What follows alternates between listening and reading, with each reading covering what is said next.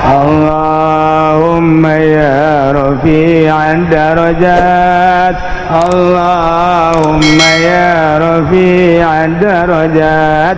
Allah balanja di Arab kemudian kekeh malum tuh orang Indonesia kam tuan hadat nawar tasbih cek orang Arab mi'ah rial.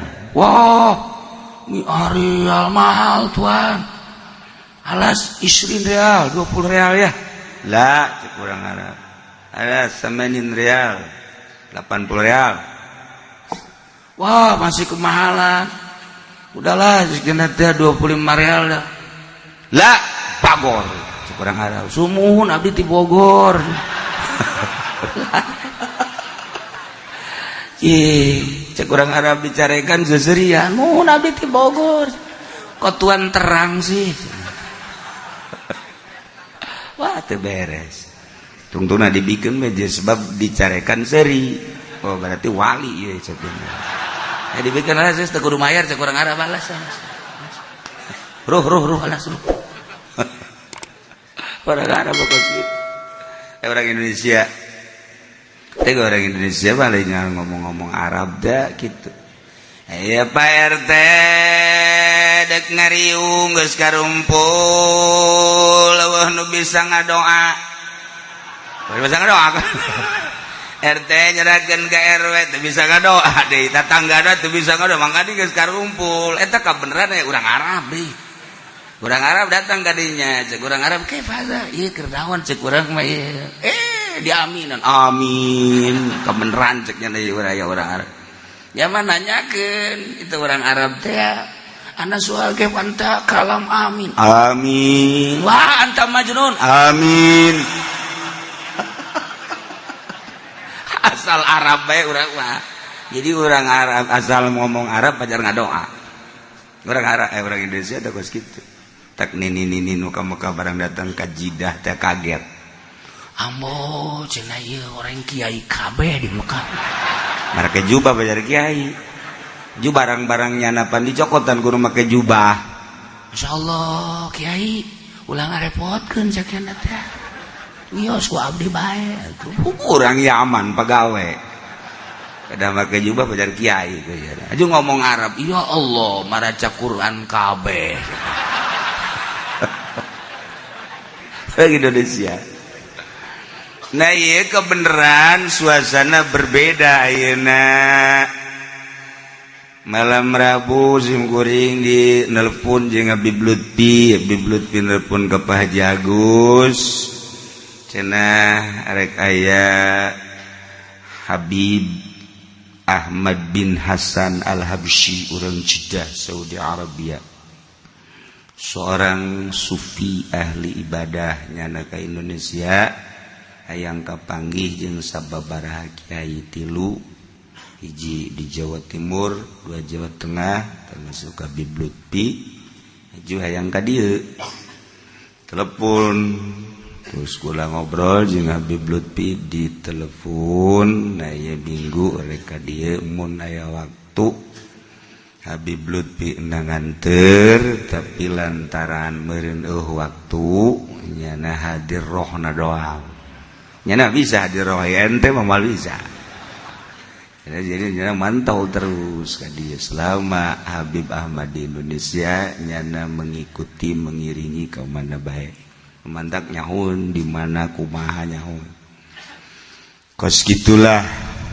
Terus kula malam Rebo mantas kitu di daun teh kitu wakiloh gunting pita masjid.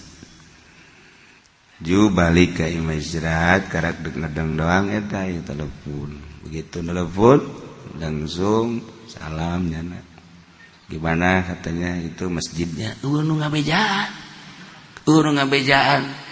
Eta kula ka daon kemudian atuh gunting pita udah selesai masjidnya seseriannya nah itu mah bukan masjid baru cekeuna ya. Iya cek kula masjid lama itu mah. Urang daon abe bloon. Bisa sebarat tahun karak di gunting pita. Nyaho kula nyonya anu bloon lah. Nyaho Habib Lutfi. masjid lama itu ya cuma naik ke atas tingkat 2 iya itu aku nyawain kula karek sare. Nah terus nyaritakeun bahwa minggu nanti insyaallah cenah ada Habib Ahmad Al-Habsyi. Nah ieu mutarjimna ge Habib Ahmad ge biasa ka dieu Solo. Nah iyalah urang teu bisa kapanggih di Jidah mah hese enggak panggijingna di Arab mah hese enggak, tapi ternyata ieu ka dieu hayangeun masyaallah. Tah mantap sakangjing Nabi kudu cinta ka Arab. Cek sahabat nah kudaon ke ya Rasulullah ana minal Arab. Atuh kula teu Arab cinta ka kula berarti kudu cinta ka Arab. Dia lain di Cikupa kolong dilahirkeun. Lain tah Muhammad Cikupa mah lain deui tah mah. Satpam Muhammad Cikupa mah. Aya bojong tukang sapatu. Muhammad kere ngaranna mah. Malah didinya mah tukang lauk Muhammad teh tah. Salah tuh ngaran-ngaran Muhammad. Ke di akhirat pan diheulakeun ka surga. Muhammad surga. Weuh mantep. Wah bunga. Cek malaikat pan ieu Muhammad lo Muhammad. Barang diteliti nu satpam, nu dagang sapatu teh jujur, dagang lauk nipu. Ah, ieu mah balik deui di nerakakeun.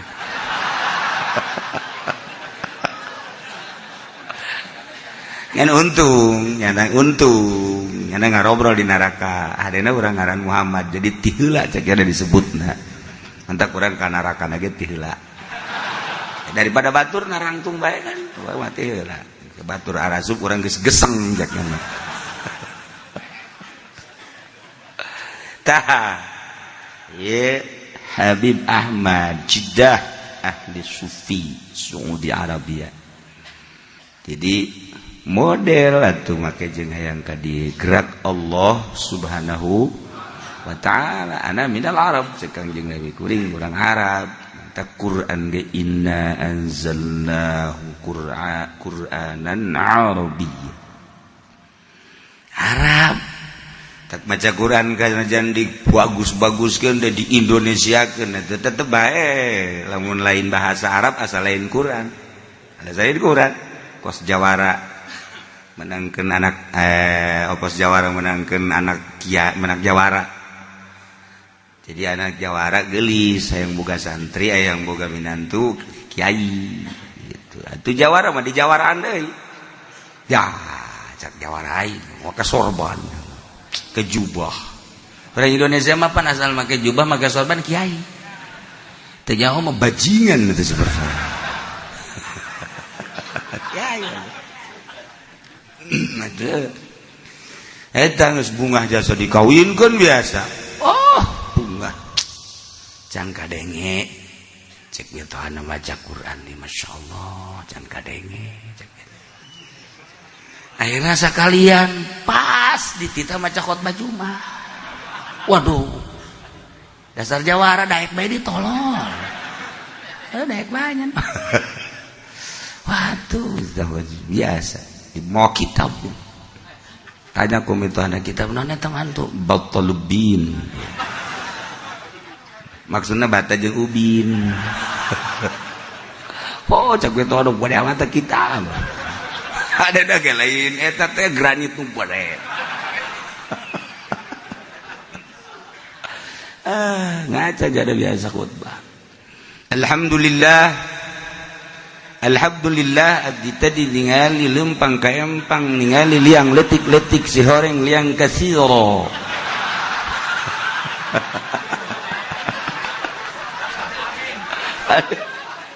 Tapi jelema oh bener hebat gitu. Ngelieu ke sisi gigir empang si horeng aya kekerepekan horeng lauk betoko. Langsung diturunkeun. Ya Allah, atuh lain kiai mah kanyahoan bae. Kajen kuku make lain kiai mah kanyahoan bae. Kos urang make baju polisi, lain polisi atuh kanyahoan bae. Niup priwit emang teu belajar. Niup priwit atuh polisi teh udah nggak kaget. Tapi coba ke nupu polisian niup priwit trit sakumaha hitut jin beda tuh polisi masih tiket trit. Waduh, urang geus burikak bulu. Atuh priwit da kitu sambarangan. Coba nupu polisian. Trit trit trit trit. Aya carana. Lain deui. Tetep kayahoan bae. Mantak nulain kiai kikiaian kanyahoan. Nulain abrian kanyahoan. Sandajan dicukur cepak tetep kanyahoan. Nulain polisi pupolisian kanyahoan bae. Dijauh gede urang jelema mah pake pakaian abri. Tapi leumpangna isi asli lain sih. Nah, kan ai abri balain gitu. Brek. Dajak orang. Kemana Pak? Siap. Polisi abri begitu jalan. Teu nyahoana naon siap. Siap. Nu lain abri atuh siap. Teu kajawa oh lain budak lain abri kos kieu. Nu lain santri sasantrian tetep kajawan nu leuwih parah nu lain wali walian sejuta kali khokharikan lain ngan kanyahoanana ku ahlina deui mentak loba abri ditangkep oreganan gadungan polisi ditangkep gadungan sarua wali ge ditangkep wali gadungan sarua. Nah, lumantak di ngaranan garong di ngaranan koti torik limtinain lasmin suliki torik lantaran katahan manusia tina ngalaksanakeun lempang di jalan mandegnya na seakan katahan khaufan minhu sieun ka jelema anu ngahalangan di jalan koti tori nyaho di dinya aya garong di pengkolan malundur jelema nyaho tu ditanjakan teh aya garong malundur jelema urang naik motor wah di teh polisi mundur tapi lain garong besi dianggap polisi garong lah. Dawan Allah dina Al-Quran innama jazaa'ul ladzina yuharibuna Allah wa rasulah wa yas'auna fil ardi fasada saya lian babales jelema nu merangan Allah jeung Rasulna wa yas'auna jeung lalempang di muka bumi fasad dan ngalaksanakeun karusakan ngagarong nahan kelangsungan jelema lewat ya, tuh lumantak tipe-tipe pamalingan tekan loba tapi nu dimaksud di dieu mah garong kos kumaha ta garong sebab aya copet lain garong aya pamalingan lain garong aya deui gasir lain garong gasir gagasir nah aya deui begal ieu begal ieu karana begal garong aku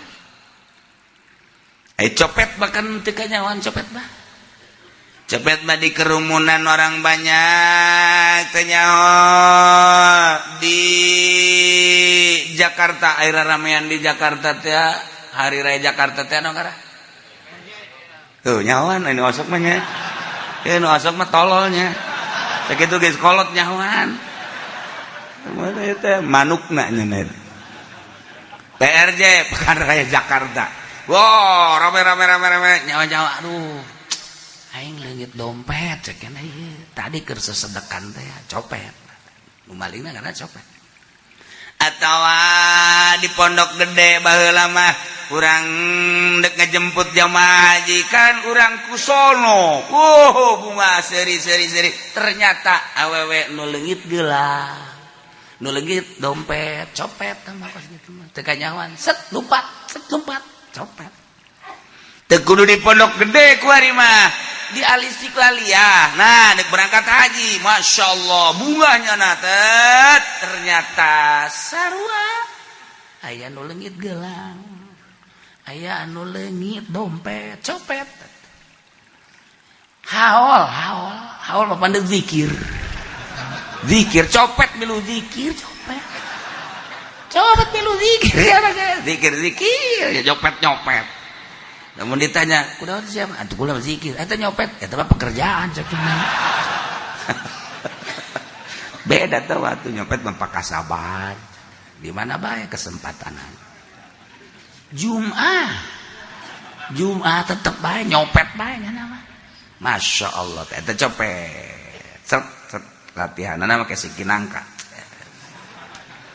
Itu sikinangka diasupkeun ka gelas caian, tah lamun geus bisa set beunang eta geus lulus jadi copet.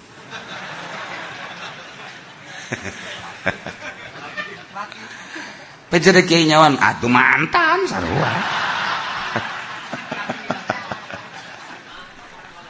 Eta copet. Ya Allah, loba di urang copet. Aya deui pamalingan. Nah ieu pamalingan mah nyana biasa, sup ka imah. Tak keluar, lumpat biasa. Ngan ai pamalingan mah ka imah, ka kantor, ka mana ka tempat-tempat eta maling ngaranna. Maling motor, maling sepeda pamalingan. Ai copet mah nu dibawa ku urang. Copet mah set. Kadang-kadang jeung baturna tuh. Oh, nya bapan saeutikan tapi oyang jelema eta keur nyopet eta. Nyopet matak di majelis di beusi, goyang ka dia goyang. Sarua eta ge. Copet. Aya pamalingan, aya gasir. Aya gasir mah imah di bolongan handapna. Imah baheula makan imah lah kayu di hadapna paling deureunana batu, paling jago baheula mah batu bangkong. Nah digali asal dikaluarkeun batura teh pan bolong ka ditu. Nah eta ngagasir ngaranna. Sir gobang gosir baheula mah eta. Jero beda-beda teh. Aya deui begal handapeun garong. Begal mah lamun urang naik motor trek eta begal ngaran. Jelema da tiluan opatan na begal. Aya deui nu paling hebat mah make dasi, make sepatu, make jas. Woi coba embung disebut pamalingan malah yang serikeun ka copet, yang serikeun ka pamalingan, yang serikeun ka begal, yang serikeun horenganan nyana leuwih tibatan begal di Amerika teman. Aya kos gitu mal disebutkeun lah. Jamun disebutkeun bandulur ente. Eta begal. Bukan disebut begal, tapi begal.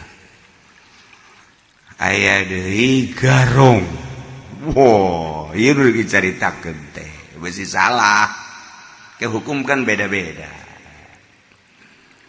Huari garong teh muslimun jelema muslim. Baik agamana nu masih melekat atawa muslim tatadinangan kaluar tina agama Islam na murtad atawa kafir cicing di negara Islam anu nyana make aturan Islam kafir dimi sarua muslim murtad kafir dimi mukallafun tur mukallaf lain budak, lain edan, lain ayan, mukallaf. Lahu syaukatun eta jelema muslim teh nu mukallaf ngabogaan kagagahan. Gagah.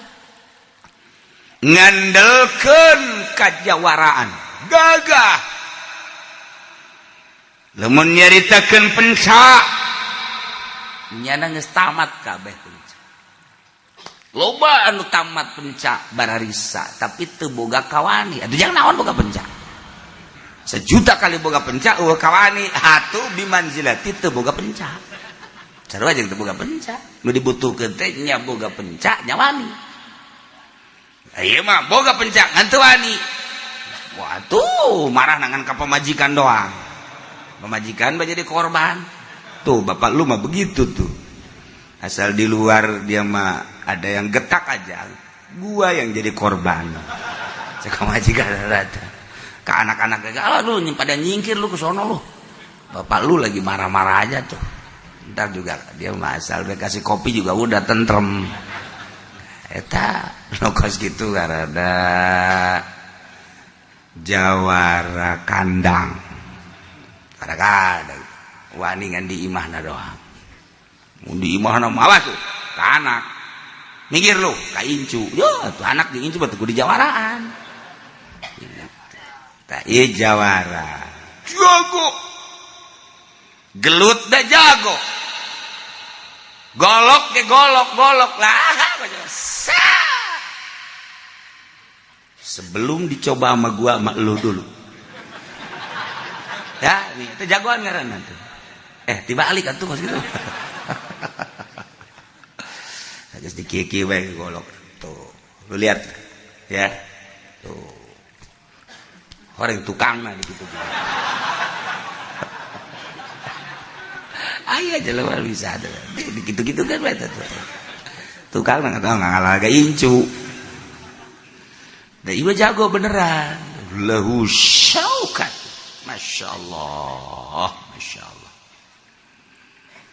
teu kudu gelut asal ngadenge ngaranna bae ge jelema sieun eta jawara ai kudu gelut keneh mah lain jawara tuh kos itu berarti aya keneh nu ngalengkah jawara mengadenge sorana bae batur ih teu sanggup ayo kasih eta asal geus nagog bae jelema nyana di sisi jalan geus teu saranggu berarti geus bener-bener gagah jasa lahu syaukat ngabogaan komplotan nyana biasa anak buah ai bos mah biasa tuh jangan mah di kamna kieu bae ngaroko surutu mata beureum muncilak kumis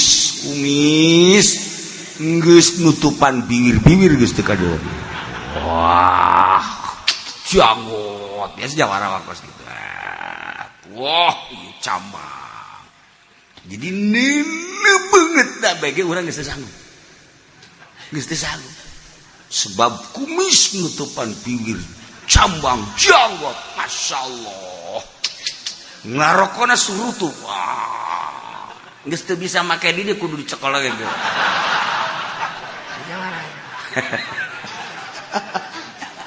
gagah eta kos itu beneran Imaya jawara barang didelek kurang eueuh kumisan eueuh janggotan. Ye, cemen nih mah tuh. Resep neuleuh jawara gagah tapi eueuh janggotan eueuh kumis dah bohong. Bohong teh mah kos itu mah. Jawara mah tetep kudu kumisan, kudu cambangan, kudu janggotan. Jadi urang neuleuh beungeut da bae bener ieu mah jawara. Kuajeun di gua gagah ge tapi eueuh cambangan, eueuh kumisan, eueuh janggotan. Gulang buaharna bade ge tetep teh sieun. Tetep mawaan tah kos kitu teh mawaan. Si lamun lain lamun teu kateurehan mah teu kateurehan kajawaraan mah. Dilengkahan wae ku batu. Tapi lamun geus kateurehan, jawara. Asal lu nyileuk we, minggir jelema. Nyileuk doang. Ieu mang nyileuk cicing bae. Disia-sia ge awas jelema cara ricing bae. Lain jawara teh mah kitu bae. Lain jawara. Jawara teh. Huwa muslimun mukallafun lahu syaukat. La mukhtalisuna laina nu asok nyebrot maling haju lumpat anu nyana nembongkeun kagagahanan li akhiri kopilatin kair kopilah lain jawara aya rombongan kopilah rombongan pedagang misalnya 40-an muka hiji liwat 2 liwat 10 terus 20 nah tinggal 5 deui sebab 5 deui mah dijaga ku nyana geus moal bisa minta tulung batur geus kadar itu jadi berarti nyana mah ngarah nu panungtungna doang sebab lamun dijaga dihareup engke nyana mun gelut eleh ieu mah ditukang nu ditukang 5 deui 2 deui karak ku nyana dihantem batur geus kadar itu lain jawara tah mah kos kitu mangaran jawara mah awas weuh itu lobaan leuwih kitu ayo jika mau nyana ngalawan indek sia kali itu serangan aing aing lamun aing menang bener aing asli lamun aing eleh ngaran aing abadikeun ku sia pan kos kitu amat aing biasana tilok menang nu geus aing ge osok eleh bae mun dulu teh mah jawara asli tuh jeung kudu boga kamonesan atuh jawara mantak dipake kasieun ge lain sakadar penca aya kadal ngagerebeg lain tawa kos kitu bae jawara berkat tawa kos kitu kemudian aya kadal ngagerebeg teu nganggap incuna ge teu nganggap ya asli jawara asli baheula urang lamun nyaritakeun urang kulon Mandalawangi aya Ghazali Buntung boga kawonesan di urang baheula aya Kiplik eta teh jawara teu kudu gelut henteu kudu gelut asalnya geus ngahanju-hanju bae napasna nyinggir kabeh jelema ai kudu gelut keur teh jawara lain jawara nyana ke Bandung begitu ke Bandung balik ke dia pas balik terus ditangkap polisi trip terus dah supir ngaharep kadinya bermasalah sebab teu bawa STNK teu bawa SIM ya tadi deh ge Cakiplik berangkat itu mawa sasakeun masa atuh aing cuma lain sasaha selain aing malaikat bae ngomong jawara mah kos kitu pan ngaleuwihan segala-galana malaikat seuneun ka aing eta jawara teh ngomong teh liwat jawara mah tapi coba cak polisi cak supir teh berangkat begitu turun polisi dipersulit mukanya nalawang dihareup rek kakarak di deuleu doang encan ge nunjuk polisi geus ngagedeprak kade ngising di dinya polisi ngising di eta Kiplik eta kakarak langsung cak polisi langsung oh bukan naon meureun eta mah hanya polisi jauheuna kudu nanyakeun ka polisi tak kadeuleuna nyana apa lain meureun nu mantak ngagedeprek ge moal salah kadeuleuna nyaho ting ua-ua nyaho ting macan meureun beda ya moal ngising di dinya ja si eta mah sangaja ngomong ngocoprak bae ge urang tiok sieun malah mah pajar nu edan ku urang nu edan meureun ngocoprak bae eta mah ditaringgalkeun teh pajar sieun kanya lain pajar nu edan mikir waduh sarua edan aya mah urang aya di lumana ge gua teh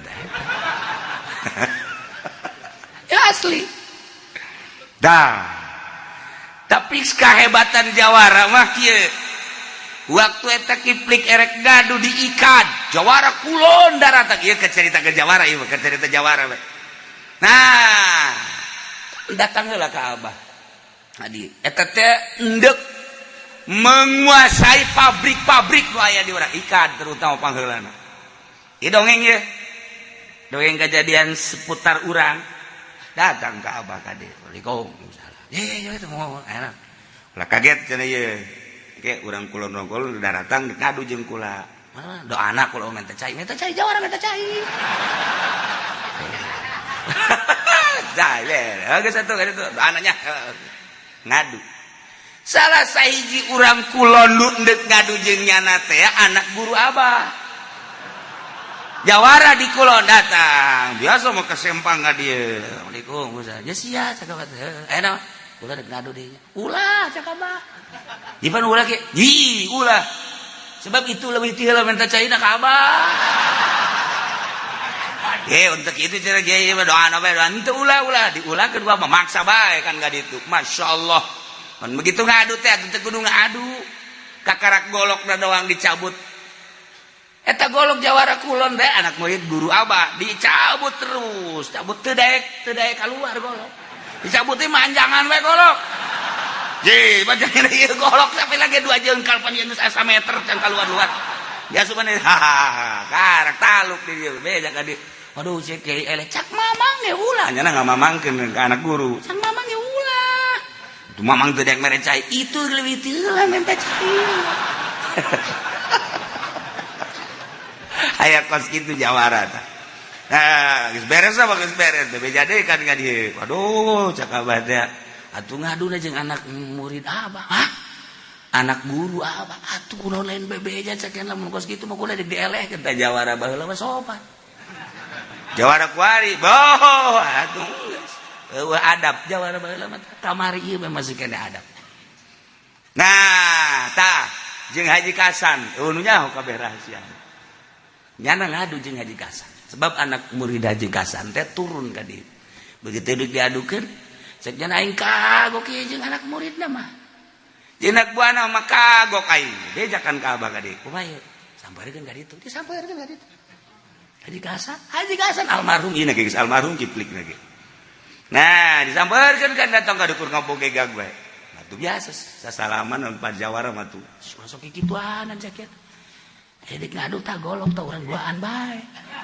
cek nyana urang paet dipaet heula dinya paet heula ulah sok ngadukeun anak buah mah nya anak buah aduh jeung raja cek nyana teh geus sasalaman kita balik deui anak buahna tah jawara asli kos kitu jawara ai lain lawanan ulah dilawat ieu mah barang datang anak buahna sia ku aing keur ditungguan emang aing ka bapak buah sia mah aing teu wani ieu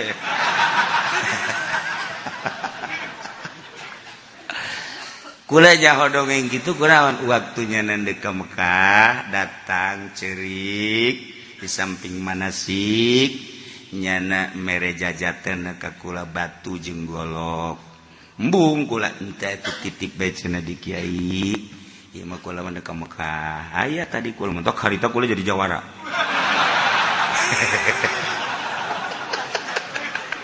didongengkeun ieu ti mana mimitina boga golok ieu ti mimiti digongeng ku nyana oh pantes atuh horeng menang tirakat segala rupa lain sambarangan balik ti Mekah ngaji sanggeus ngaji terus ke belah dieuna teu daekeun ka imah panan sakali doang ngaji mah ngaji sakali doang teu daekeun ka imah akhirna kula di titah ka dieu daek terus kubal maksudna kula hendak nyerahkeun ieu golok jeung batu dibikeun teh ka kiai cekeuna kula geussan jadi jawaran itu aing mah ngaji geussan jadi jawaran aing kula jadi jawara seuring jangan teu kira-kira tuh ngalimpahkeun ka jawaraan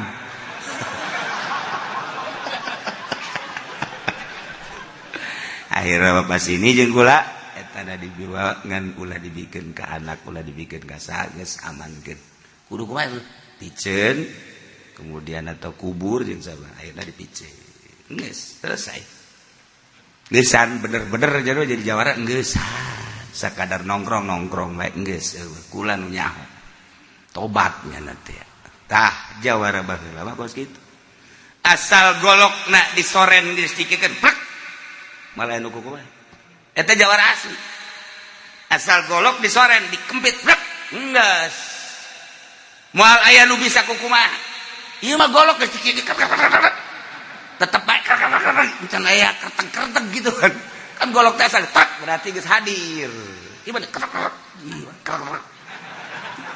kan can aya hadir giliran mah aya dawegan kakarak oh golok dawegan tah mah si eta tah pagaweana kos gitu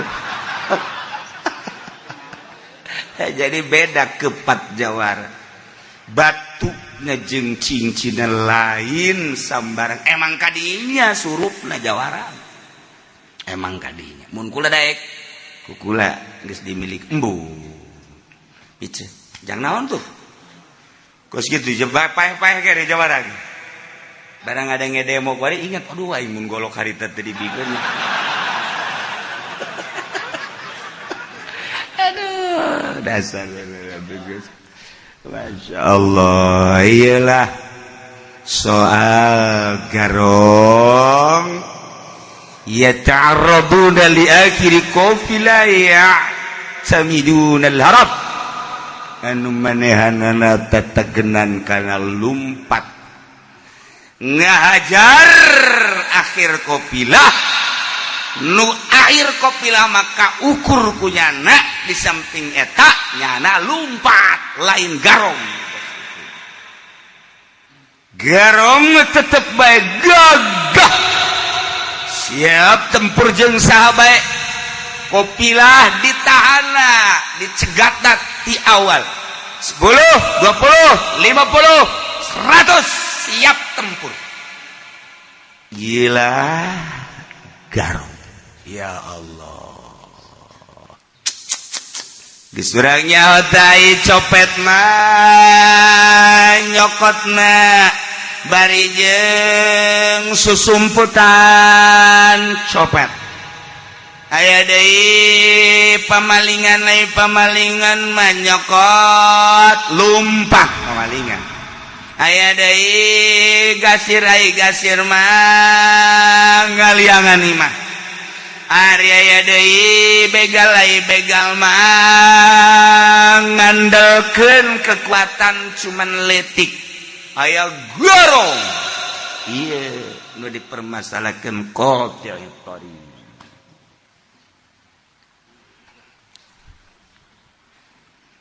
walladzina yaglibuna syirmatan biquwatihim qutta'un fi haqqihim ari jelema-jelema anu ngelekeun kana golongan-golongan pedagang golongan-golongan anu liwat golongan-golongan anu pengguna jalan rombongan-rombongan bikuati ngandalkeun kana kakuatanana eta teh termasuk kana qutta'un fi haqqihim termasuk kana qutta' wariga ya kene contoh model Kalampung Palembang Kalimantan eta teh masih kene loba qutta'ut tariq begal-begal tinggal partainya we nu gede letik di dia orang mawa barang ke Lampung atau di Lampung dekat dia kurang-kurang lihai nama atau angges di dia dekat Medan mau barang waktu ulah-ulah barang mobil biasa baik jadi berarti rawan daerah orang Palembang ka dia teh rawan Lampung ka dia rawan kitu krui liwak eta teh mun ka dia rawan rombongan-rombongan boro-boro rombongan barang pedagang cacak-cacak urang bege asal geus isya bae urang ditunage geus nganasehatan mani ngendong ulah dilangsungkeun 99,9% ieu dibegal di jalan kuari masih Masya Allah mantak aya bae ciri-ciri namun kontainer mun truk asal geus aya tanda eta amankeun aman di jalan geus aya tanda eta aman berarti eta teh menguasai barang di luhurna aya rajana nyana geus pasini jeung Raja Garong nu aya di dieu. Geus anak buahna ge geus tepak, kalau ada itu udah amankan. Kalau ada yang itu amankan. Geus. Berarti nyana geus babagi di luhur anu anak buahna mah teu nyaho. Mantak aman ge mawa ganja ti Aceh ka urang ka dieu. Batur mawa ganja ti Aceh sa kontainer ka Jakarta, polisi rentul abri rentul kok aman. Kunaon ari urang Tangerang mawa peuteui doang ge ti Palembang ka dieu beak jeung setir-setirna. Lain peuteui doang jeung setir mobil beak kabeh. Eta lah. Jalain rahasia orang di Indonesia tokos gitu. Lamun mawa barang batur ti Aceh ka urang, boro-boro barang anu biasa, sangkirang barang gajah bae ge aman. Kok urang mawa peuteuy, acak-acakan. Mawa duren ti Palembang ka dieu. Mawa duren ti Palembang ka dieu. Anyar dagang, datang ka dieu geus teu bisa ngap-ngapan. Cenah dagang, ya kuana ulah ditanya cenah aing. Ulah ditanya, emang kunaon? Nu kabayang sawah aing 1 hektar eueuh. Pan siapa ngabayang 1 hektar? Aing modalna 1 hektar, dagang-dagang kadu, kuari eueuh jeung truk-trukna sakala. Penjahat dari samping penjahat asli, bajing luncat dan lain sebagainya. Oge penjahat berperiwit ge sarua. Lain ngamankeun geus kitu aturanana meureun ieu Indonesia sakadar nyaritakeun kejadian-kejadian semacam kitu. Lamun ektasi ti Belanda datang ka urang, aslina ektasi kan Belanda datang ka urang ieu teh melalui kapal kok aman. Masya Allah. Eta mah anu tangkep ku urang teh aya seorang wanita katangkep lantaran nyelundupkeun di bawah sempak. Ya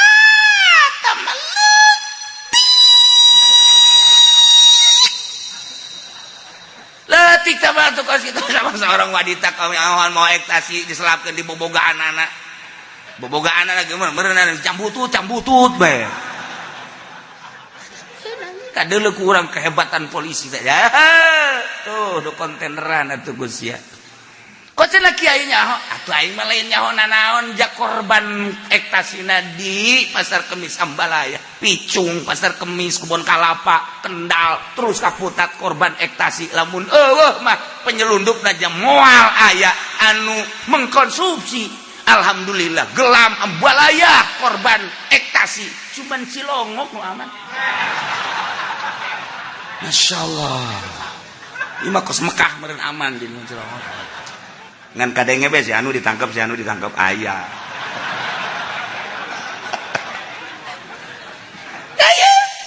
Iya makan dicaritakeun teh asli kayak kos gitu.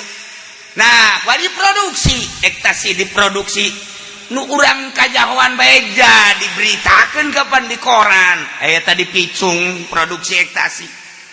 Aya eta keur ieu teh dirangkas produksi ektasi. Hari eta nu kamari ieu teh di perumahan kitu Tangerang produksi ektasi. Ambalaya produksi ektasi. Masya Allah geus sabaraha miliar mungkin triliun leuwih gede eta dibandingkeun jeung APBN negara jeung APBN ieu kumaha atuh lamun urang kamari jatuh lain rahasia ti Jepang ti RRC datang ka urang nek kumaha tuh sabaraha kontainer ieu urang teh kan ieu neuk diloloh ayo sia ayo bila perlu kuabehan urang mengkonsumsi ekstasi kabeh penting ngadahar ektasi kabeh isuk-isuk tinggal sareureui hayang kos kitu meureun bangsa Indonesia. Na'udzubillah min. Lah, kok bisa kos kitu tuh polisi teh? Polisi lagi atuh nginum ektasi sarua bae. Cenah abri, ya ala hadin sawah. Atuh tina kiai, atuh kiai ge sarua nginum ektasi goblok kiaina ge.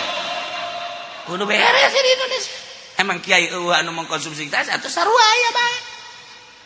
tanya orang termasuk kiai rahasia sama urusan kos gitu bae maksudnya sia ka aing suudzon gedena sakitu hebatna kadeuleu ku urang karagap ku urang haju abah ku hari ninggalkeun pangeran eta lah cak ulama kula sebagai anak nganasehatan ka abah maningan nyembah patung deui bae urang babarengan ulah nyembah kanu teu kadeuleu hese cenah Allah tadi kalerja eueuh di kidul eueuh di wetan eueuh di kulon eueuh di luhur lain di handap lain di tengah lain di mana tuh di mana can dibere hidayah mah kitu bae hese bae can dibere hidayah urang ge ngarenung we can dibere hidayah mah ya aing mah ka pangeran kos kumaha artina lamun beureum mun hideung mun gede sakumaha mun di luhur uncang-uncangna di mana coba kuntil anak atuh nu kos kitu mah teu ngaji mah kos kitu kabeh ge teu ngaji mah tah nu mantak urang ngaji ge supaya mantap iman urang ka Gusti Allah supaya istimewa iman urang ka Gusti Allah ngaji moal bisa atuh teu ngaji mah nyaritakeun pangeran ngaji henteu nyaritakeun hukum ngaji henteu atuh moal becus kajen kumaha ge ngaji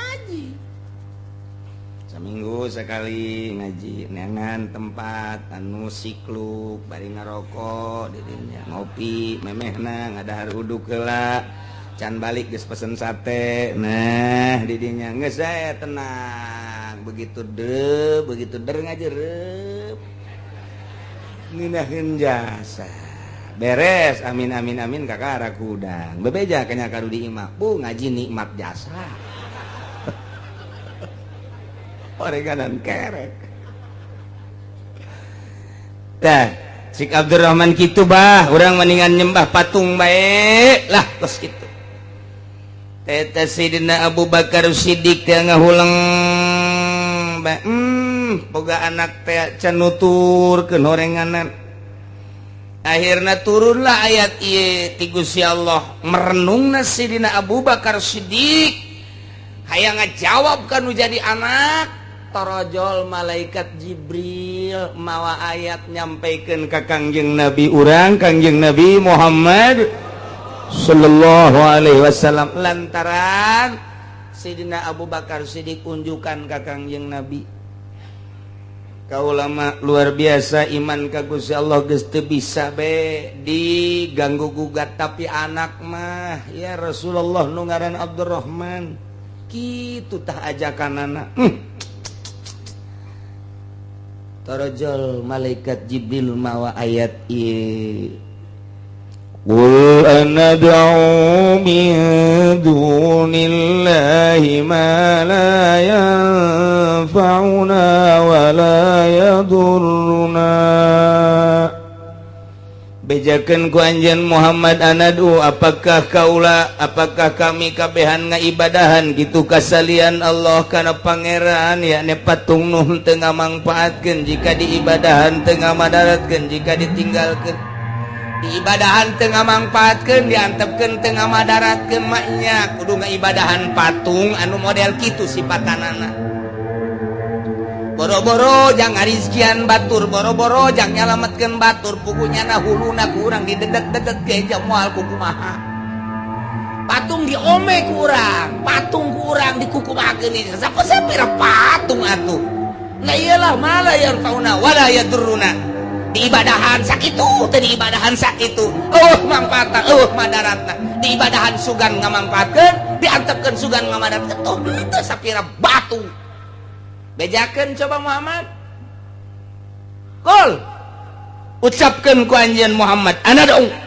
apakah kami kabehan ngaibadahan salian Allah bentukna patung nu teu ngamangpaatkeun jeung teu ngamadaratkeun wa nuradu jeung apakah urang kabehan teh kitu dibalikeun deui ka tukang ka masa-masa jahiliyah dibalikeun ka musyrikin deui nu kuari geus urang boga petunjuk ti Gusti Allah ba'da izhadanallah sabada Allah geus tuduhkeun ka urang kana Islam kuari kudu balik deui ka ditu bejakeun manya kudu kos kitu ulah artina mah inkari eta mah percis kalladzi istahwatu syayatinu fil ardi hairon kos jelema anu disasarkeun ku setan di muka bumi ya hayron bingung teu nyaho arah jelema anu kasarung jelema anu kasasar jelema aya di tengah-tengah leuweung jelema aya di tengah-tengah huma di tengah-tengah daratan atawa di gurun nyana teh nyaho jalan mana kaler mana kidul mana wetan mana kulon ngaranna kapahung teh nu kos kitu teh mun cak bahasa urang mah naon ngaran katulimbeng percis kos lalaki boga pamajikan hiji katulimbeng teh ngaranna sebab kadinya deui tulimbeng tah jadi geus lalaki teu nyandung katulimbeng aduh teu nyaho jalan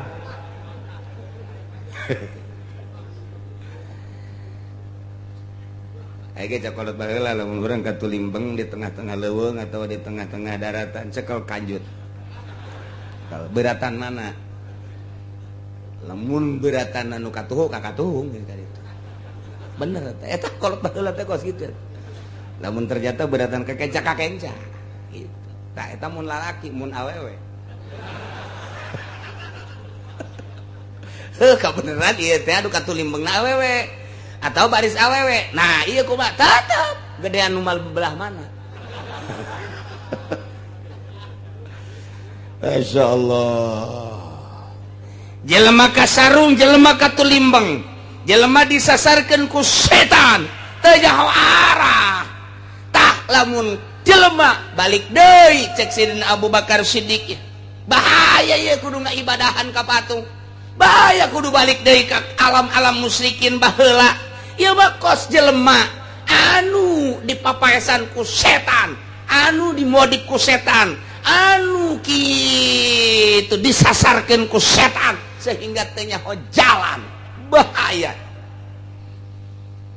padahal mamanehanana boga babaturan lahu asabu yadaunahu ilal huda boga babaturan anu dudukeun kana pituduhnya na ngaromong babaturanana itina ye ka dieu ye jalan nu bener mah ka dieu ye jalan nu bener mah cek babaturanana hei ulah ka dinya salah tah mah jalan nu bener mah ka dieu tetep dibere jalan nu bener embung bae Zaid Aisyah deka mana deka Serang kasarang nek jalan ke mana? Tetep aing mah ka dieu mah karangkas ka ditunda atuh ka Sukabumi. Ya ka Serang mah ye ka dieu teh cat atawa jalan ka dieu mengkol kanan ka ditu. Salah tah mau datang ka Serang. Ieu mah ka ditu mah atuh karangkas betung ka ditu mah. Ye Aisyah kumaha tah mah aing bae pokona cak aing ka dieu ka Serang mah atuh datang ka Ira ge moal datang. Bisa ka Lampung ge moal datang tah mah ka ditu. Ka dieu ka Sukabumi bener ka ditu ka Garut bisa ka ditu.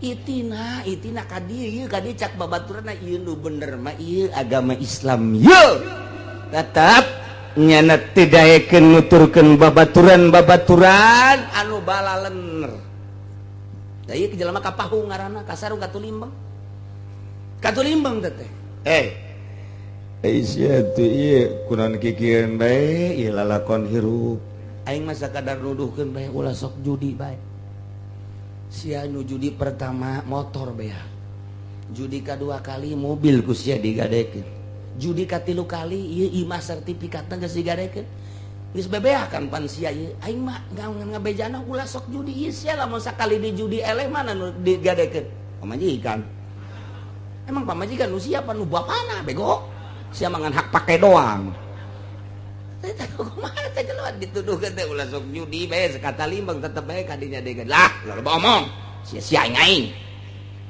Aisyah kunaon mabok bae atuh kos eueuh deui inumeun bae ya Allah ya Rabbi sia teh kunaon bir malulu bir deui mensen deui tuh deuleu tuh hayang sakumaha kopi tuh sia tuh saember ya los malana lah kos kitu mah teu happy waduh, Masya Allah.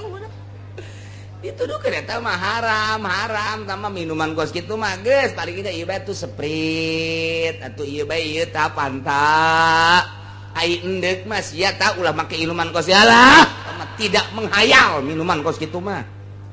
Hayang dituduhkeun tah haram neraka galak geus neraka langsung buat pamoyang sia bae teu bisa dituduhkeun tah eta ngaranna kapahung katulimbeng jelema katulimbeng dekawin geus sarua bae sia dekawin mana pemajikan sia cak bapana teh calon pemajikan itu bah masyaallah ceng Abah makarunya ka Aceng menang ngadidik Abah hartina wasilah disakolakeun ku Abah dipasantrenkeun sia mudirun ge aduh tah ieu sia aya tah didikan pasantren mudirun sia saeutik mah atuh milih pi pamajikanna aja aing mah garila emang kunaon gitu bah atuh masyaallah dadana kos pakaian bae ping-ping diumbar ka mamana aju bujal eta kadeulean gitu atuh abah ge resep sebenarnya mah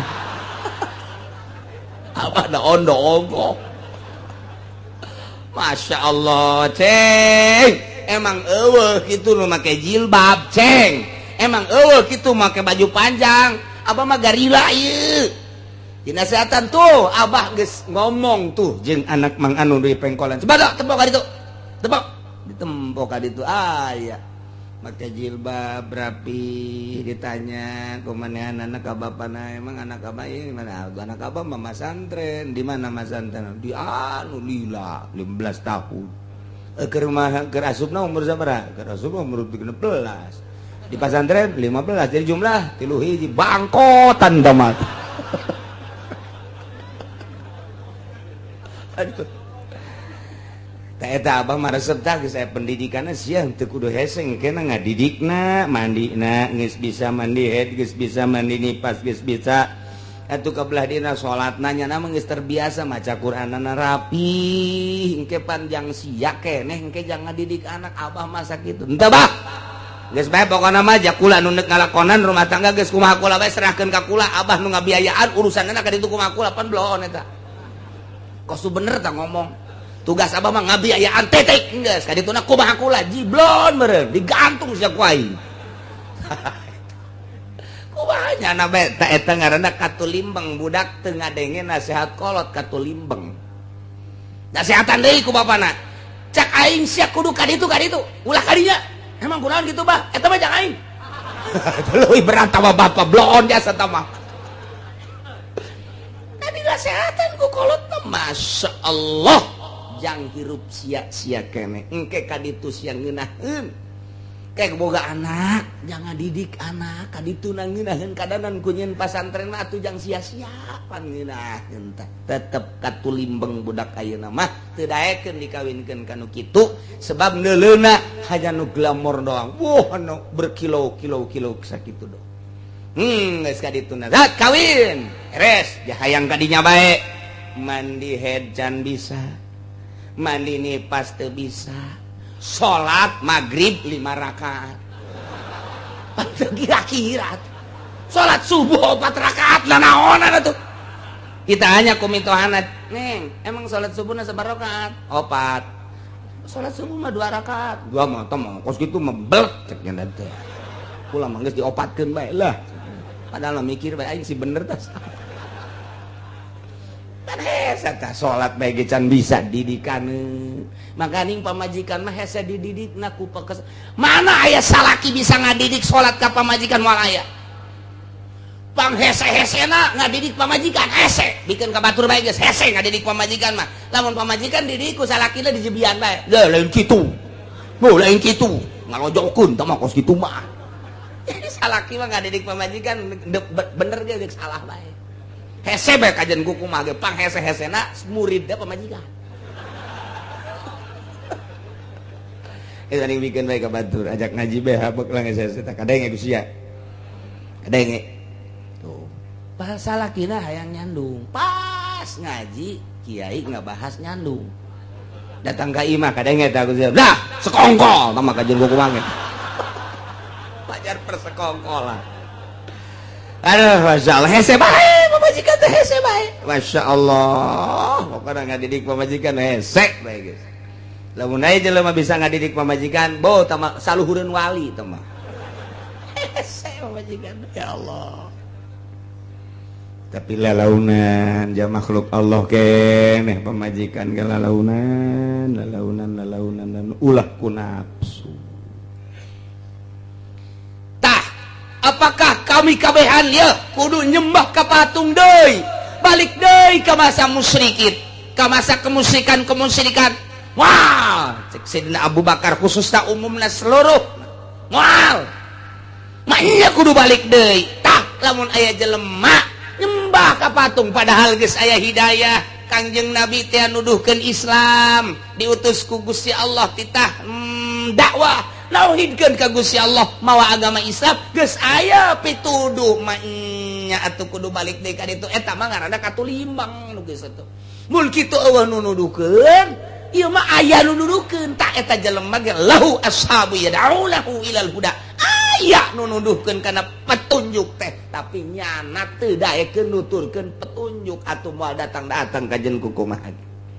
Padahal geus diitina ge ka dieu nu bener mah Islam tetep bae nyana teu daekeun ngaijabah moal beres. Babacaan bae ge kudu aya guruna, fikih kudu aya guruna, tauhid ge sakomo tamat tauhid mah. Urang lamun ngaji tauhid atuh teu aya guruna bakal bahaya. Hese maca bae di buku bakal cilaka. Pan teu dijelaskeun tauhid makan kudu dijelaskeun. Allah aya. Sifatna Allah teh wujud hartina aya, kasipatan ku kidam, kasipatan ku bako, kasipatan ku mukhalafah lil hawadis. Contohan coba kieu contona ieu ayana Allah teh aya dada melanana cukup tah. Jang nandakeun ayana Allah aya dada melana mustahil. Allah lantaran aya dada melanana. Mustahil aya dada melana nu ngadamelna. Takos kitu tah ngaji ngaranna ngaji tauhid tahap awal. Ieu naon ieu? Ieu cai teh. Cai kan sumuhun sifatna beureum. Kumaha urang lamun diinum rada aya karasa tehan. Ieu naon ieu? Kopi. Cai keneh, cai ngan kuari mah cai kopi. Warnana hideung. Lamun diinum ku urang pahit. Oh, eta cai kopi teh warna na hideung, mun diinum pahit, mun lain pahit, mun teu pahit lain kopi, mun teu hideung lain kopi. Kanyawan tadina kopi bae ge ieu ge Gusti Allah ge sarua bae. Ieu teh Gusti Allah kasipatan kidam teh artina iheula nu miheulan, kasipatan ku bako tetep pandari tungtungna mukhalafah lil hawadis. Yamu binasi wadaniyat kudratirat tah. Ya Allah ngadamel bumi tapak dadamelan Gusti Allah bumi ngarana dalil aya dadamelanana berarti aya nu ngadamelna. Tak eta teh kos kitu teh tahap awal supaya karasa kabeladeuna Gusti Allah teh kumaha naik urang tauhidna. Sok make tahapan kedua naik tauhidna make tahapan katilu puncakna make hikam. Tak kos kitu ngaji tauhid teh supaya orang karasa lantaran Kangjeng Nabi teh kan tilu dakwah teh hiji Islam, dua iman, nomor katilu ihsan. Iman geus jelas, Islam kitabna geus jelas, tumpuk ihsan ma anta budallah ka annaka tarah wa illam takun tarah ka annahu yara. Berarti boga rasa dideleukeun tah supaya boga rasa di lain eta bae. Rasa dideleukeun, rasa didengekeun, rasa digerakkeun, rasa diperhatikeun. Eta mah ngan sakadar contoh doang anta budallah ka annaka tarah wa illam takun tarah ka annahu yara. Eta mah hiji ka ditu mah asa didengekeun, asa dideleukeun, asa diperhatikeun, asa diintip bae ku Gusti Allah. Perasaan-perasaan eta asa dirizkian ku Gusti Allah. Boga rasa eta letah ihsan ngaranna hayang datang ka dinya. Kudu Islam narapi, iman narapi, naik kakarat. Moal daekeun jelema nu geus ihsan mah nonton TV moal. Moal daekeun nya kieu bae nu boga rasa Allah naleukeun aing ieu. Allah naleukeun aing, gua aing didaleukeun ku Allah. Aju aing didaleukeun ku Allah keur nonton TV cak Allah pan teu bagus tah nonton TV berarti aing dibendu ku Gusti Allah. Atuh aya kitu mah aing meureun suruh neraka. Lah kajenna keuna jadi suruh neraka lah. Laon pan eta moal daek lamun jelema geus boga rasa dideleukeun, didengikeun, diperhatikeun, ta eta teh luhur berarti isin ka Gusti Allah, sieun ka Gusti Allah, harapan anak sieun jeung isina beuki tinggi sabodo. Aing mah dibenduk ku makhluk, masa pira makhluk, nu penting ulah dibenduk ku Gusti Allah, dipuji ku jelema mah eulah, ku ari muji sore mah kadang-kadang ngabenduan. Teu aing mah hiji we Allah. Tah eta ngomong teh babari hayang datang ka dinya make tahapan. Gua tahapan aya nu nuduhkeun. Ceng ye wudu nu bagus mah kieu pikir ngaranna.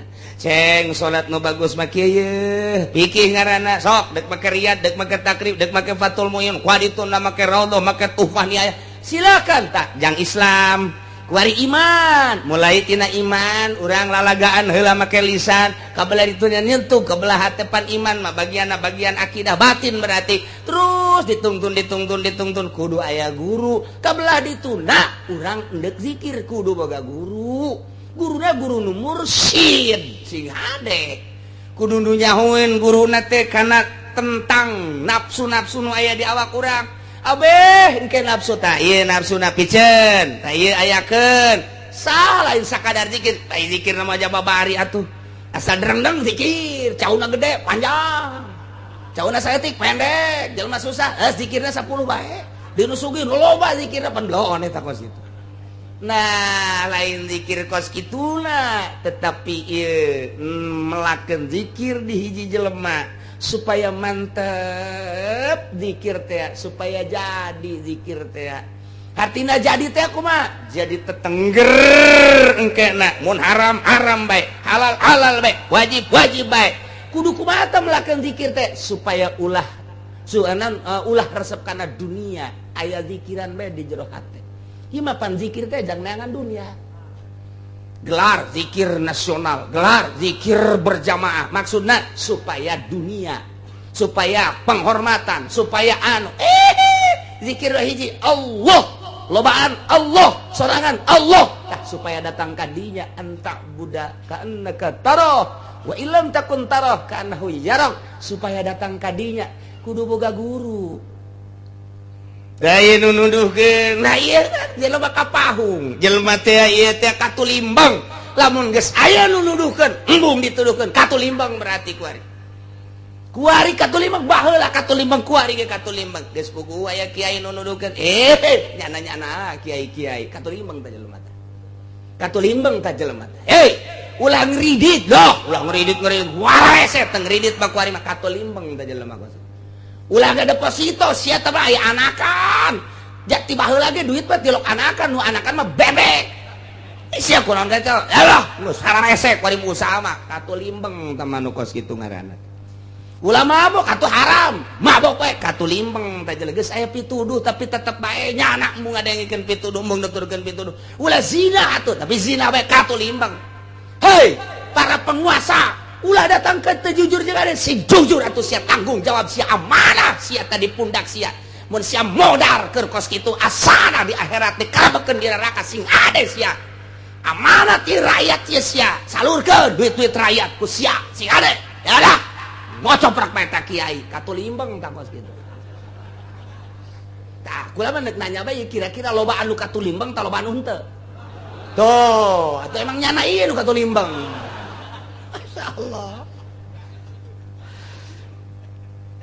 Ge pas keur tahun baruan Raja Mutasim ngainstruksikeun ka askari teh abri polisi. Abri. Ada beberapa titik di negara kita yang sedang mengadakan hiburan. 1 titiknya belah sana, 2 sana, 3 sana. Dengan demikian kerahkan semua prajurit supaya amankan di berbagai titik-titik hiburan. Silakan laksanakan. Siap dan Panglima mengatur strategi ke anak buahna supaya sana sekian personil, sana sekian personil, sana sekian personil. Hati-hati caranya, tak diberi untuk mengamankan negara. Berangkat. Panglima ngontrol. Tan Panglima mah teu nyahoan Medan. Atuh teh nyahoan Panglima mah di mana Pasar Kemis teh nyahoan, di mana Cikupa teh nyahoan, ya Panglima mah di ditu bae di luhur. Tah mah biasa bae bangsa Kurawa. Prajurit dihandap, bos disebar supaya ulah uruhara. Panglima ngontrol, begitu ngontrol nyana teu nyaho di mana ieu nu sabenerna ngan aya bae sket. Didinya teh aya tah petunjuk jalan denah ka dieu oh iya hiji nu belah dieu. Kulantaran rasa ragu aya aki-aki didinya teh ditanya, "Ki, di mana tempat hiburan, Ki?" Tempat hiburan di mana ya, Ki? Ikan tahun baruan, Ki. Tempat hiburan mata pengkolan didinya aya imah aki belah hareupna didinya aya ngeplak eta tempat hiburan didinya. Ya terima kasih Ki. Ya begitu sesuai jeung petuduh aki-aki pengkolan aya imahnya na ka ditu bener aya nu ngeplak sial kuburan ieu mah. Cak Panglima aing geus datang deui ka si aki ngalojokeun aing teh nyaho aing Panglima meureunana. Datang deui ka dieu nya, Ki. Ulan tempat hiburan di mana? Kan tadi geus dituduhkeun cak anak. Penggolan di dieu imah eta imah aki, aya jalan ka belah dituna nu ngeplak eta tempat hiburan. Tama kuburan Ki. Eta. Tempat hiburan masa kuburan. Caknya etalah tempat hiburan nu paling indah. Nikmat lamun geus ka kuburan, sangkilang di luhurna ge geus jimat komo ka handap. Ah, ngaco si Aki. Manya kuburan tempat hiburan. Sakali deui Ki. Kula ieu adalah Panglima keur ngatur strategi untuk keamanan geus dibagi sekian personil. Nah, kula ieu teu nyaho ieu jejak arahna ieu ka mana ieu tempat hiburan camat Ki di daerah dieu. Eta tempat hiburan ulah macam-macam Ki kayak ditampilin. Kugu eta buaplok. Alhamdulillah cak si Aki.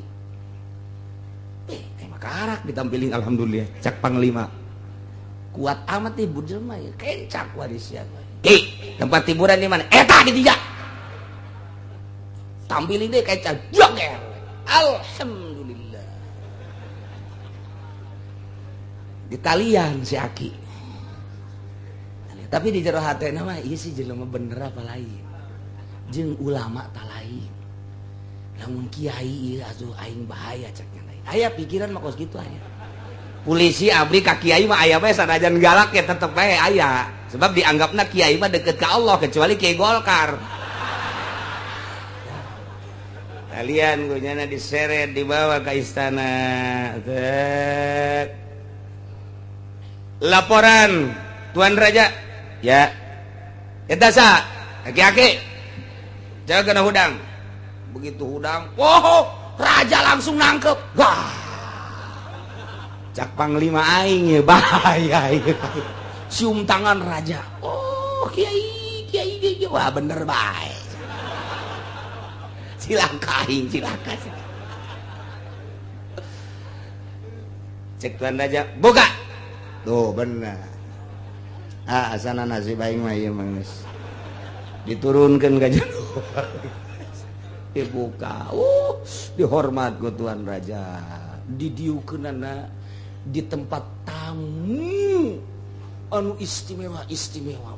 Tempat tamu naon gitu penggede nyana di luar kieu nasib asana aing mah kumaha meureun.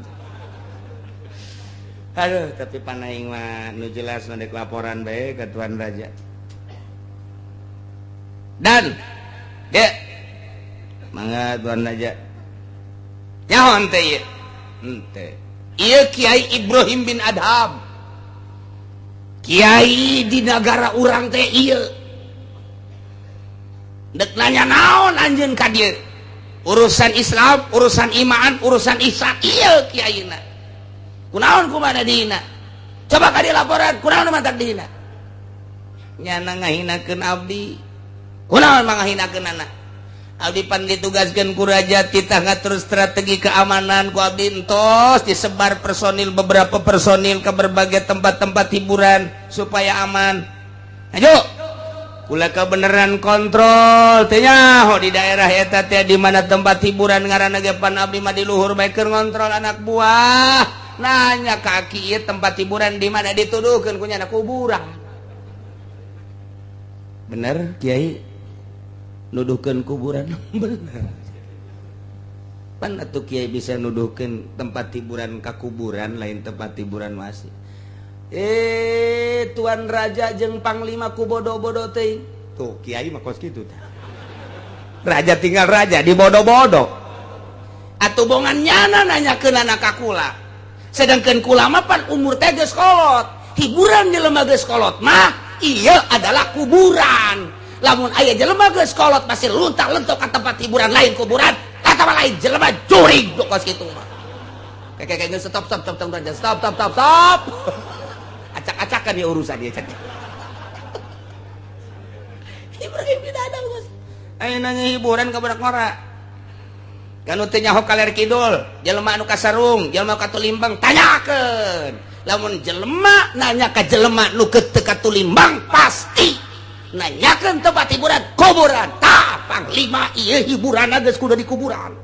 Raja hiburan geus kudu di kuburan. Nyos ya. Aduh, Dan amankeun Dan.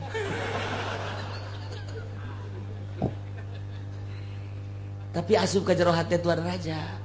Oh, jadi jelema kolot bagus teu layak hiburan rarame. Hiburan nu kolot mah geus kudu ka kuburan. Hiburan teh geus macam-macam. Tah, jadi nasihat seorang ulama anu ikhlas, nasihat seorang waliullah anu ikhlas.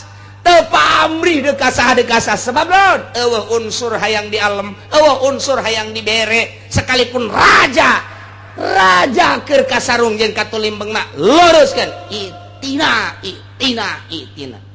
Panglima perang kasarung tuduhkeun ieu teh. Ngan ieu mah caritana nuduhkeun jalan ka Allah. Masa sih kudu make hiburan-hiburan? Tahun baru lain ngadoa ka Gusti Allah hiburan. Ieu ngaranna jelema katulimbeng. Lamun di lembur urang tahun baru lain ngadoa ka Gusti Allah katulimbeng. Cenah eta mah Ki Haji katulimbeng. Cenah eta mah pamarentah patulimbeng, bin katulimbeng. 3 kali bin tah mah geus.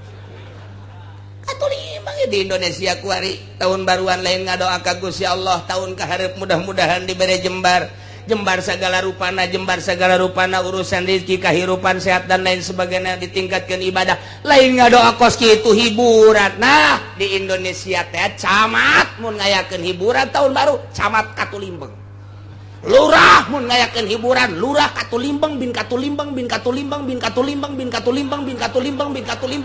sabaraha bin eta katulimbang lain cakula cak Ibrahim bin Adham dina dongeng supi na kos kitu ulah katulimbang cenah hirup mah atuh geus kolot mata hiburan teh ka kuburan.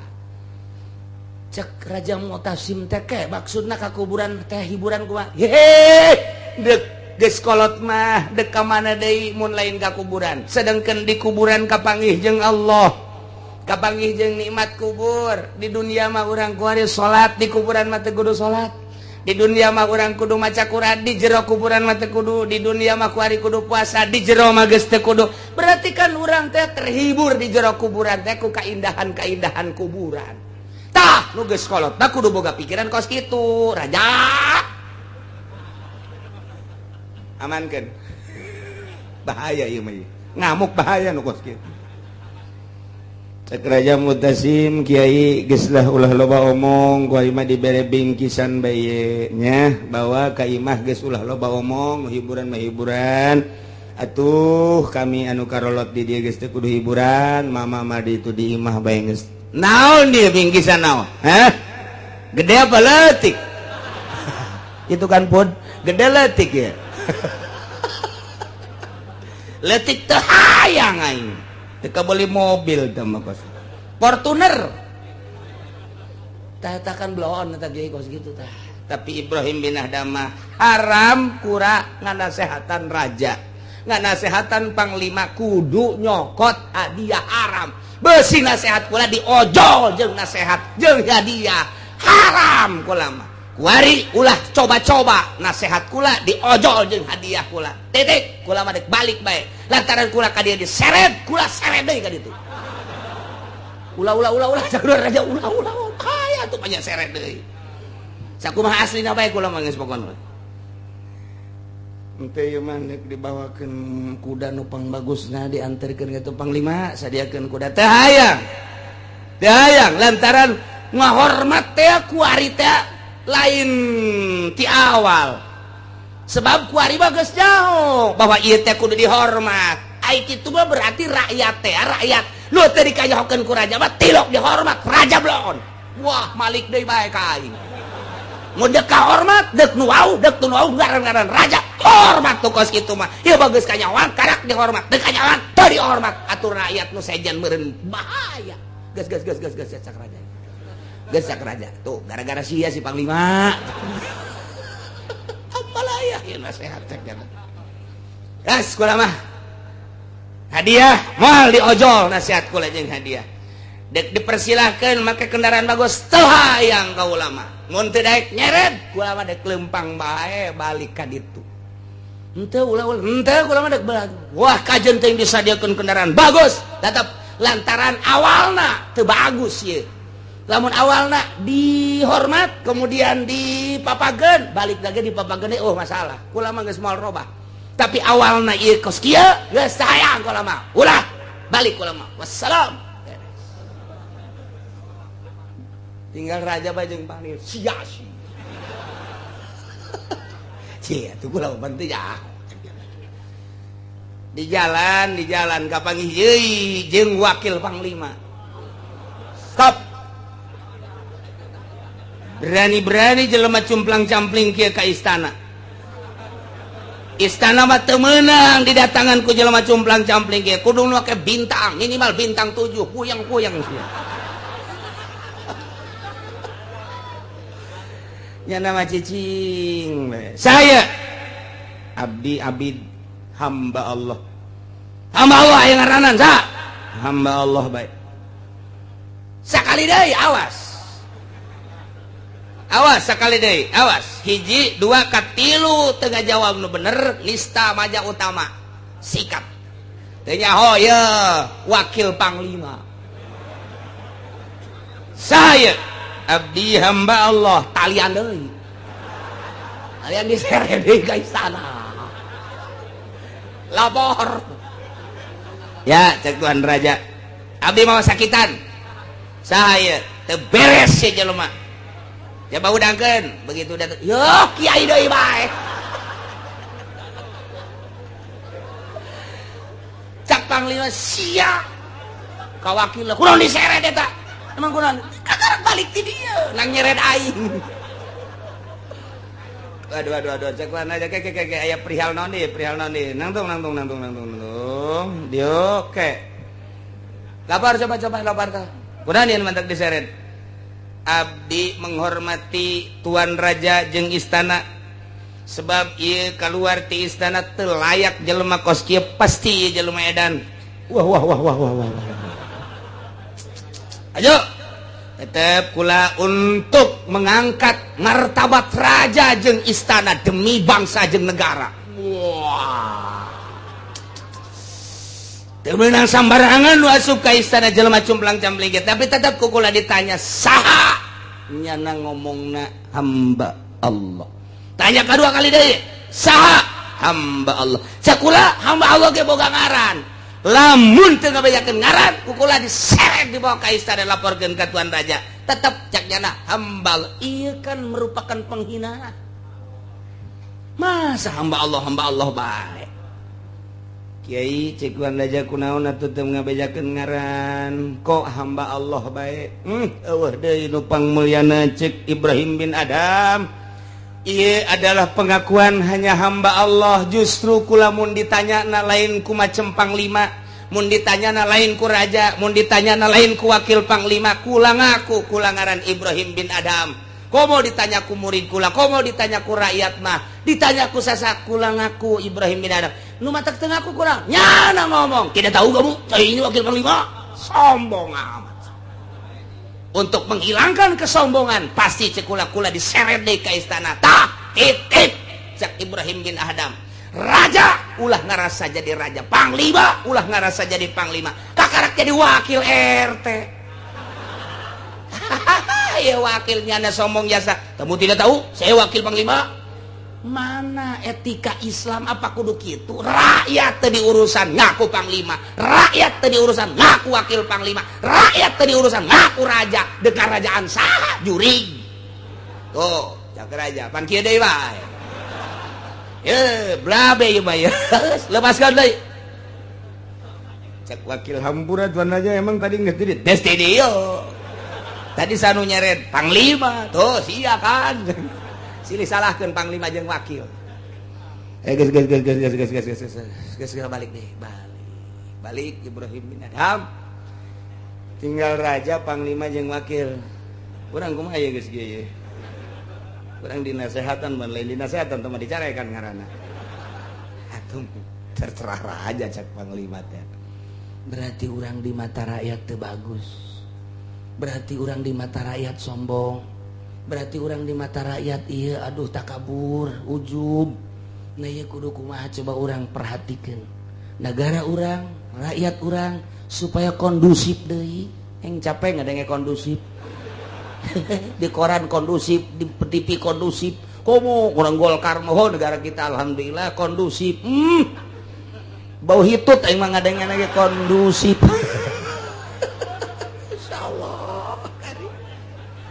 Ayolah gara-gara tahun baru seperti eta instruksi Raja Mutasim. Wahai panglima, wahai para penggawa, tidak terkecuali hentikan semua itu naon hiburan-hiburan, ganti dengan zikir, ganti dengan doa. Tidak terkecuali baik muslim maupun non muslim, sebab negara orang negara Islam. Hentikan hiburan, ganti doa bersama. Kakarak, rakyat luar biasa menyambut instruksi raja. Urang mah ulah jauh presiden heulanan atuh bupati-bupati jangan milih ente pan.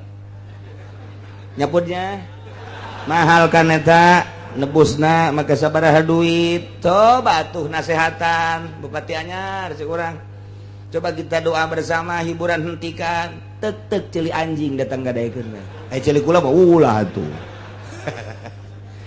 Jangan ente kan milih. Tah nasehatan atuh coba hentikan hiburan. Oh, sekupna luhur teuing bupati mah camat bae coba nasehatan.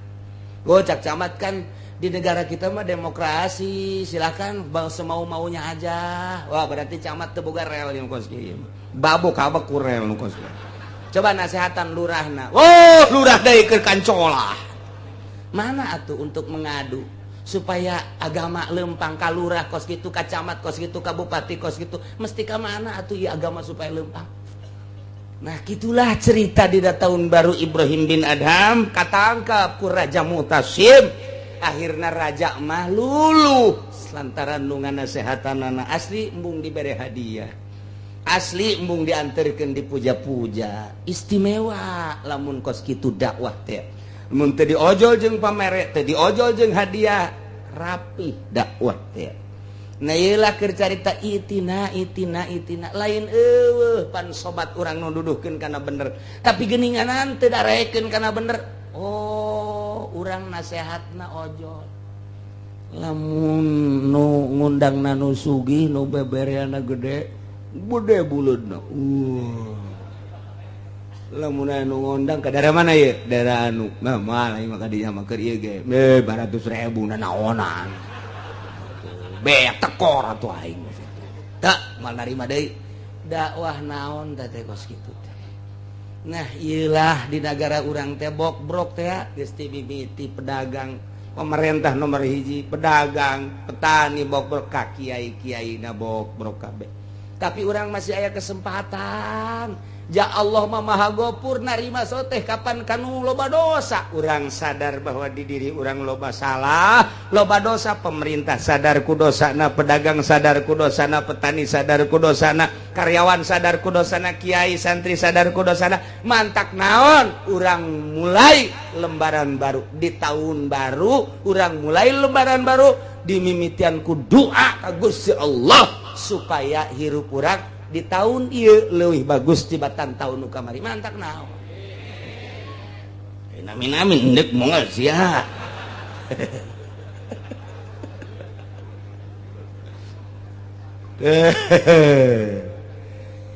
walahu ashabu yad'unahu ilal huda itina cek babaturan ye ka dieu ye tapi pala yujibuhum tiraek nyubadanan kul bejakeun ku anjeun Muhammad inna hudallahi huwal huda sanyana pituduh Allah yane agama Islam eta la pituduh anu bener wa madahu dhalalun salian Islam masasar di zaman Kangjeng Nabi urang kuari Kangjeng Nabi Muhammad ieu adalah huda nu asli mah wal huda adalah agama Islam. Kristen dolal, Yahudi dolal, Protestan dolal, Katolik dolal, Konghucu dolal. Selain daripada Islam, Islam mah wal huda. Ialah Islam. Selain Islam dolal. Sasar, salah. Urang mah alhamdulillahirabbil alamin wa umirna linuslima lirabbil alamin jeung diparentah urang kabehan supaya urang nurut pasrah ka Allah sebagai pangeran alam kabeh bisa wa umirna diparentah urang sadaya ay aslimu sing narurut marane kabeh salaladar marane kabeh pasrah li rabbil alamin nomor kahiji nomor kadua wa nakimu supaya akur dimodif linuslima ay aslimu kahiji nomor kadua bi annakimu shalah supaya ranjeun ngalaksanakeun salat wattaku jeung kudu sararieun ranjeun kabeh ka Gusti Allah wa huwa allazi ilaihi tusyarun Gusti Allah teh nu bakal ngumpulkeun ka urang kabehan ke bakal digiring ka mahsyar tempat kumpul dihijikeun maksudna lil hisab rek dihisab dirang bakal ditanya umur sabaraha urang dipake naon eta umur salia di dunia urang boga harta dikamanakeun eta harta urang salia di dunia nyokotna ngalana ngahasilkeun meunang ti mana digunakeun ka mana nu boga ilmu bakal dihisab ilmuna sia dibere ilmu digunakeun ka mana eta ilmuna dipake nuduhkeun ka aing apa dipake di dunia ieulah nu bakal dihisab kabelah ditunang ke mata urang diperbandingkeun ciri urang diperbandingkeun antara bener jeung salahna sungut urang irung urang kabeh awak urang nah ieu bakal dihisab engke ialah wa ilaihi wa huwa allazi ilaihi tusarun bakal digiringkeun dihijikeun dikumpulkeun ke jaga di mahsyar urang bakal neuleuh timbangan mizan ngaranna belah ditu bakal neuleuh jembatan shiratal mustaqim seuneu ngagedur-gedur belah ditu neraka ke aya surga nu bisa nyebrang di jembatan shiratal mustaqim berarti lulus ka surga nu teu bisa nyebrang ieu bakal sing jarungkel ka neraka setelah dihisab masyaallah. Mudah-mudahan orang kabehan nu hadir di dia khususna umum mama dulur-dulur orang muslimin wal muslimat bapak orang aki orang keturunan orang anak-anak orang jeung tetangga orang mudah-mudahan dihampura sakabeh dosana ditenden dina tempat anu mulya ku Gusti Allah yakni ditempatkeun dina rahmat Allah Subhanahu wa taala di kuburanana lega jeung caang di akhiratna dihidikeun di bawah bendera Kangjeng Nabi urang Kangjeng Nabi Muhammad sallallahu alaihi wasallam wa huwa alladzi khalaqas samawati wallahu a'lam.